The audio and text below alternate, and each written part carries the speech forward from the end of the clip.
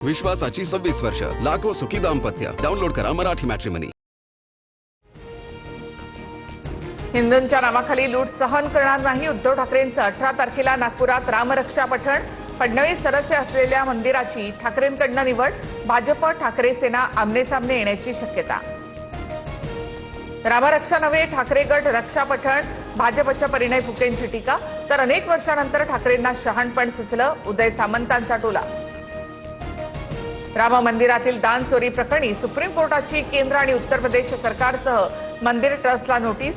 तर प्रकरणाचा अहवाल सादर करण्याचे एसआयटीला आदेश. 20 जुलैला पुढील सुनावणी. तुमच्या लेकराचं प्रेम प्रकरण सांगायला लावू नका. अयोध्या पोळ यांचा संजय शिरसाट यांच्यावर निशाणा.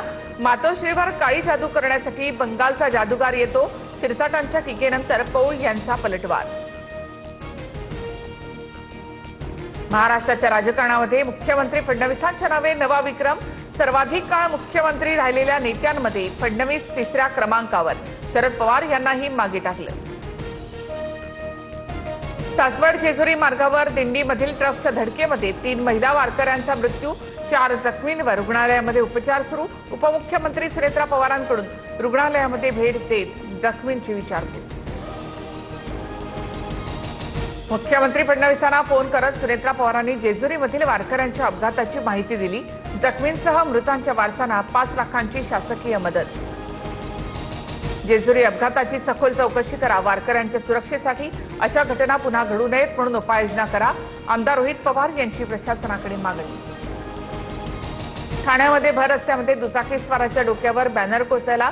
3 हातनाका परिसरामधली घटना. थरारक व्हिडिओ व्हायरल. सुदैवानं दुचाकीवर प्रवास करणारे अगदी थोडक्यात बचावले.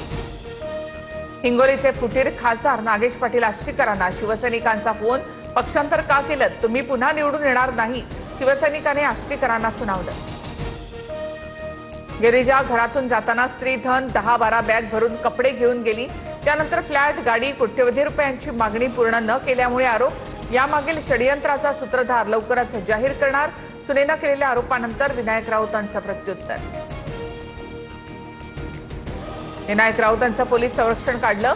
संरक्षण कायम ठेवण्याची विनायक राऊतांची पत्राद्वारे मागणी.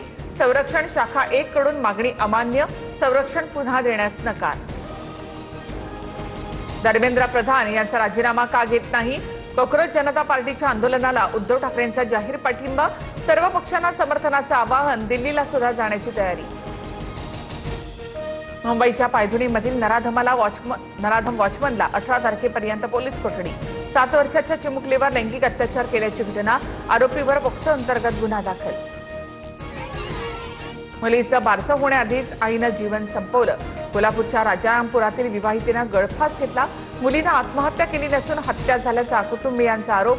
पतीसह 4घांवर हुंडाबळी कायद्यांतर्गत गुन्हा दाखल. छत्रपती संभाजीनगरमध्ये एफडीएकडून 2,93 लाखांचं खाद्यतेल जप्त.